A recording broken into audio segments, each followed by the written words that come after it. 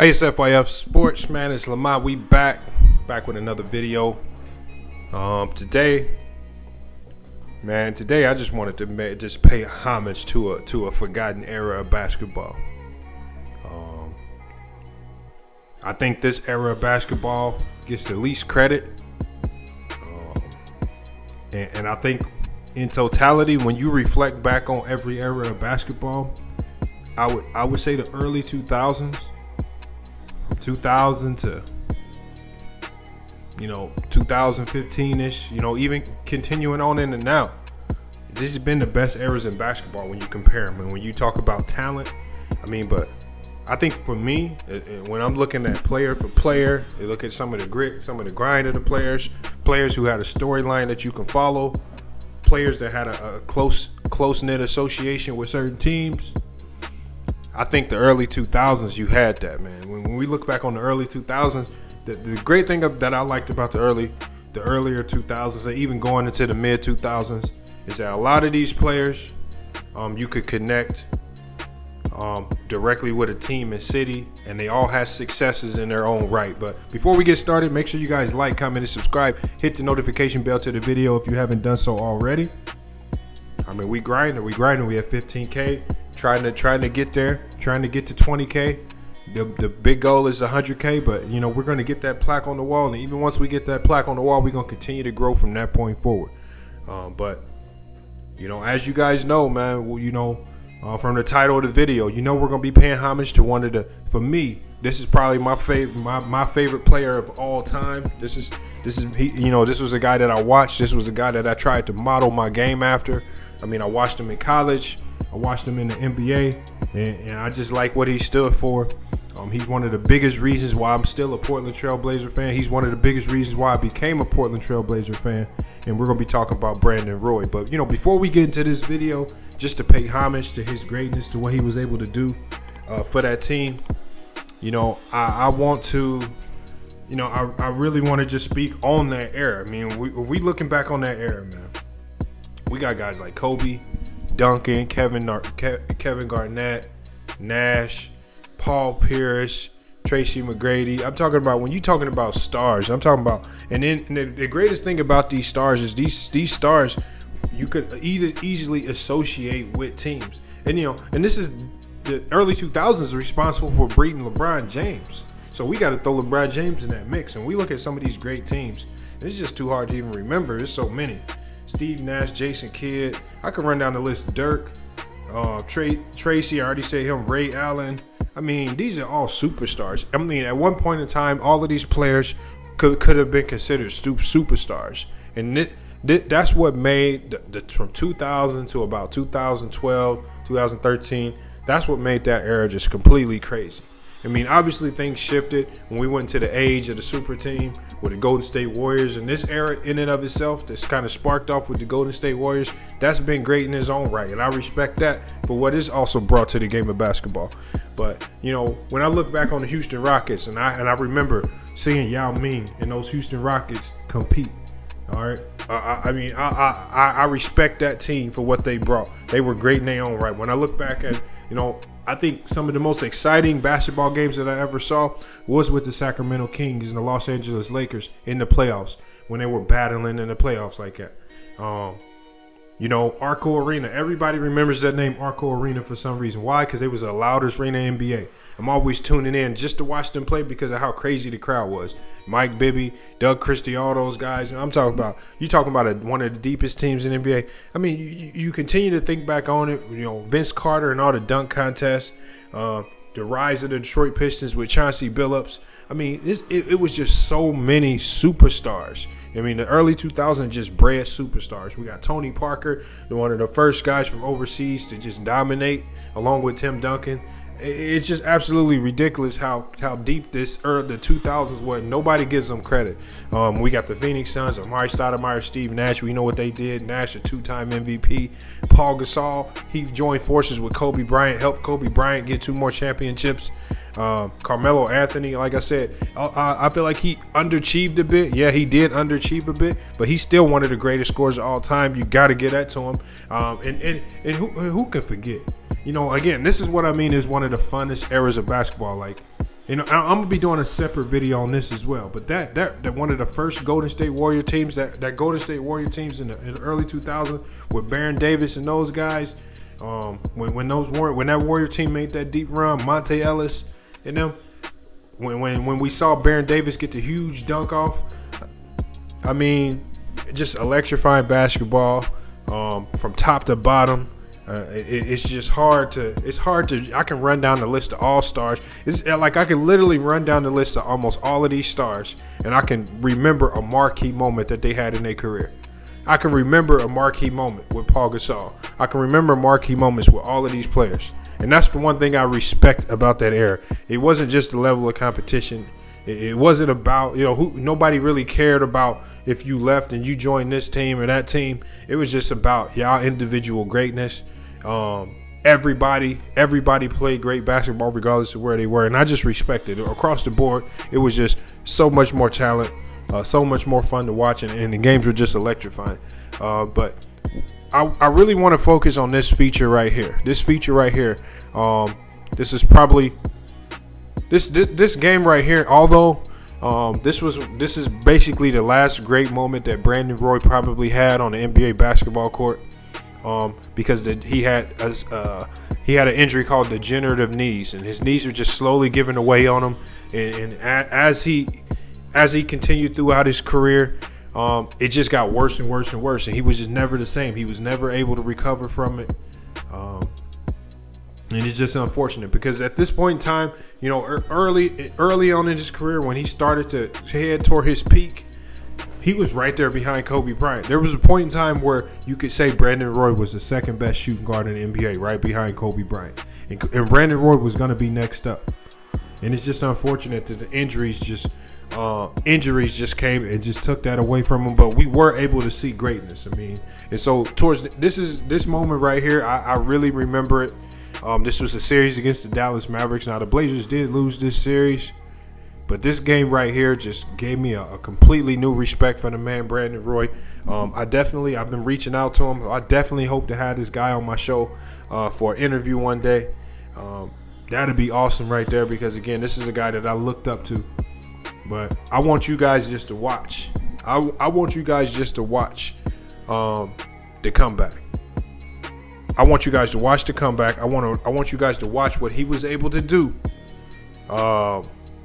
In 2011, when Portland Trailblazers, when their backs were against the wall, when it looked like they were down and out, when it looked like the Mavs had complete control of the game and potentially take complete control of the series, I want you guys to watch the show that Brandon Roy put on, all right, to help the Blazers come back. And you guys got to remember, this is a man, both of his knees were shot out by this time. He was coming off the bench. The Blazers were struggling to try to even find a spot for him in the rotation. I mean, imagine having your superstar player whose knees are giving out on him, and he has that competitive fire. He wants to be out there on the court, but he can't because his body is just not allowing him to. And on this day right here, the man had new life. The man, he started off the game hot. We're not even gonna talk about it no more. We just gonna get straight to the clip. And we're going to just allow you guys to just take in one of the greatest moments in NBA history. We got Brandon Roy in the playoffs versus the Dallas Mavericks in 2011.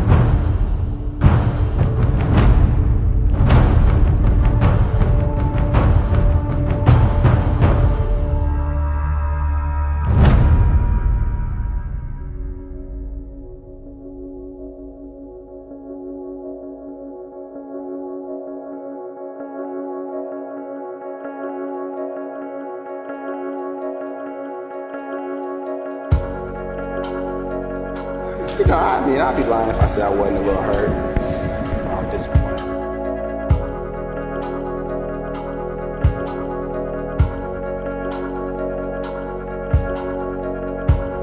try to keep my spirits up, but it's tough, man.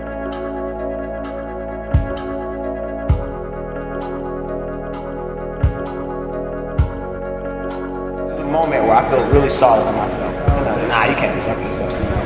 I'm a grown man. There's a moment where I feel sorry for myself, and especially when I think I can still help, you know, and it's like.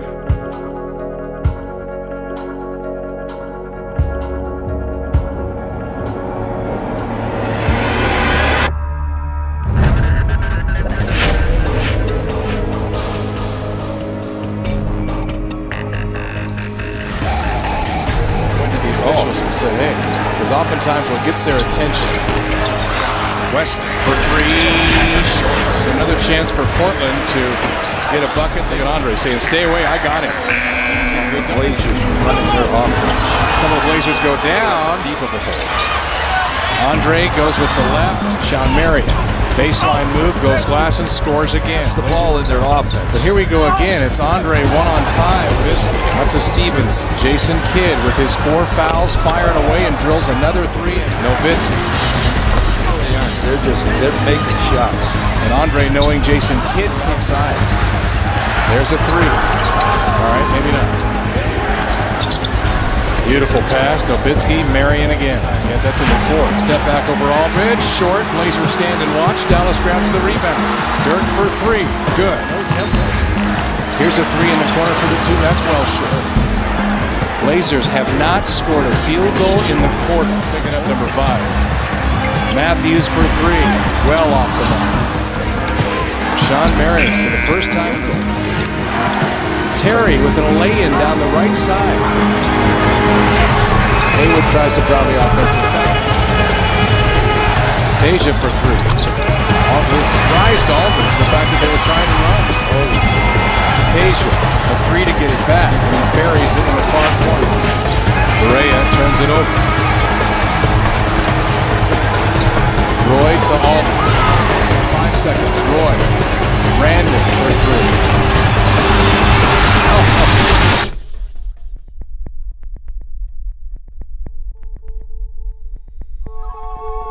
Gerald Wallace going to attack and lay it in. There's a pass to Batum for 3. Yeah.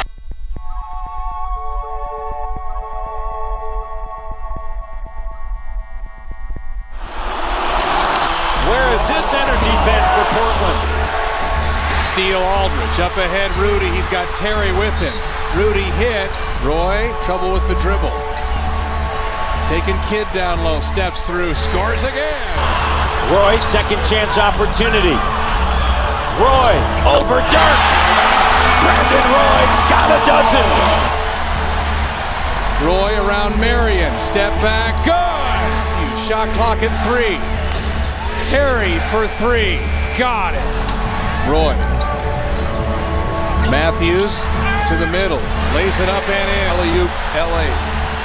Roy with the left. Scores again. Kidd and Nowitzki pick and roll again. Dirk on the move. Runs down Wallace. Offensive foul. Timeout. Roy takes it at Marion. Drops it to Aldridge. LaMarcus. Baseline fade. Got it. Timeouts left, so they have enough timeouts. Kidd loses it. Out of bounds to Portland. The pressure by Matthews forced the turnover. Wallace. Here's Roy. It's a 2, and it's good. Marion over Roy. Hit it. Just do it on adrenaline. Roy has it poked away by Nowitzki. Now against Marion. Now he pulls up with a 3. Hit it foul! Yeah! He's got a chance to tie the game.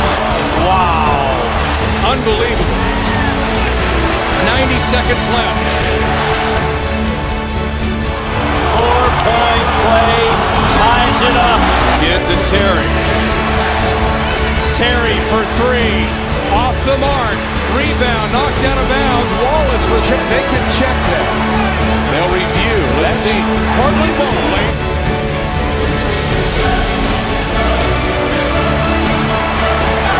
This is like the old times when Brandon Roy would take over in the 4th quarter, 1-on-4. Roy to the middle for the lead. Yes! The Blazers lead, and Rick Carlisle wants time. Unbelievable second half, And what a fourth quarter for Brandon Roy and the Trailblazers.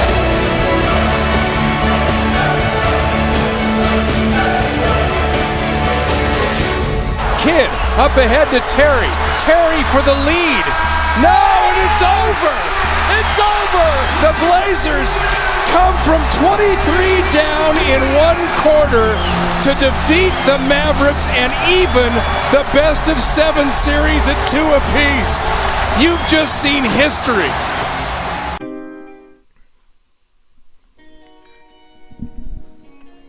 And there you have it right there, man.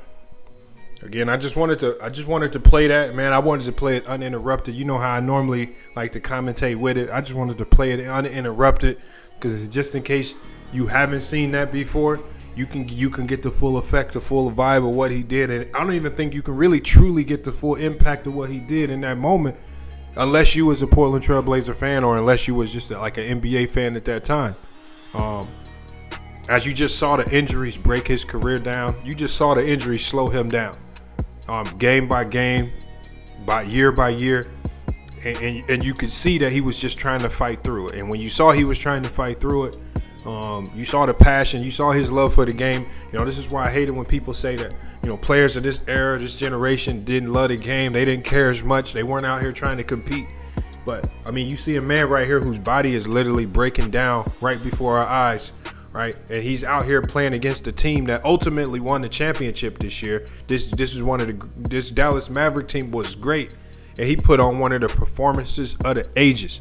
He put on a performance of the ages in this epic comeback right here, and that's what it was all about. So when we hear a lot of people talking about the '90s was this great era and the '90s was it, I'd like let's hold off on that talk right there because the '90s was followed up by the 2000s. And when you really think,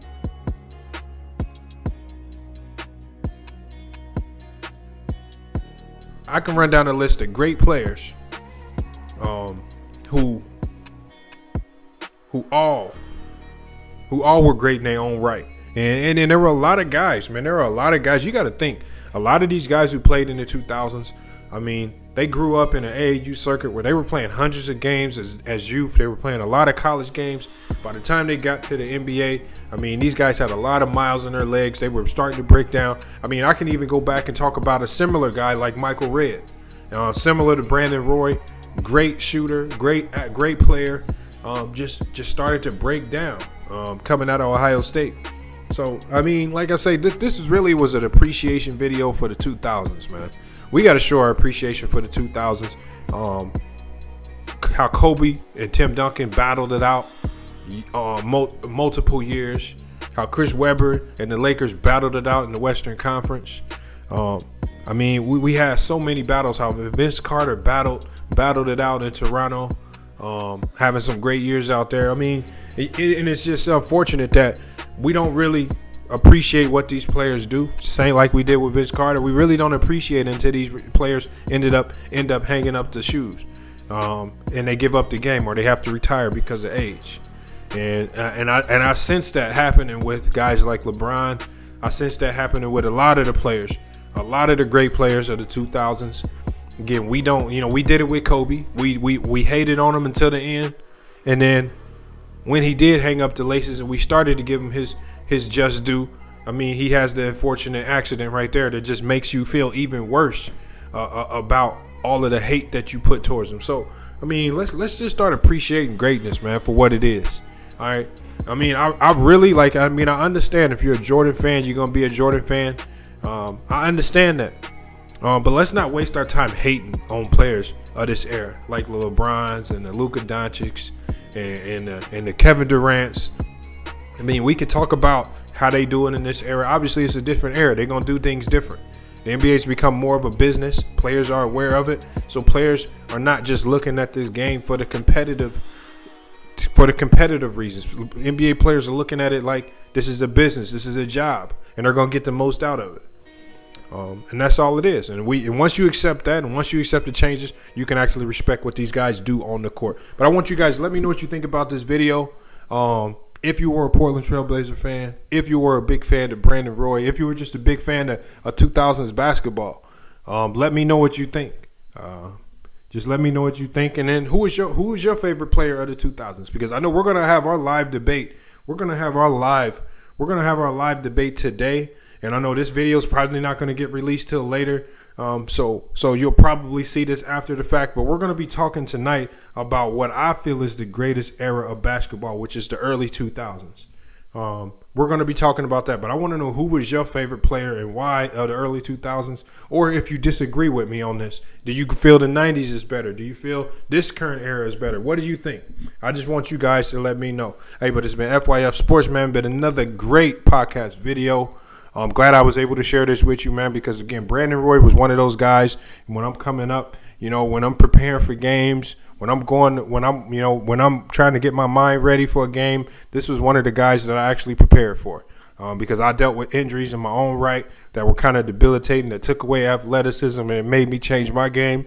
And so this was a guy that I really respected and tried to model my game after. FYF Sports, another great video. Make sure you guys like, comment, subscribe, hit the notification bell to the video if you haven't done so already. But we will be back with more news and sports and live streams. But until then, it's FYF Sports, and we out.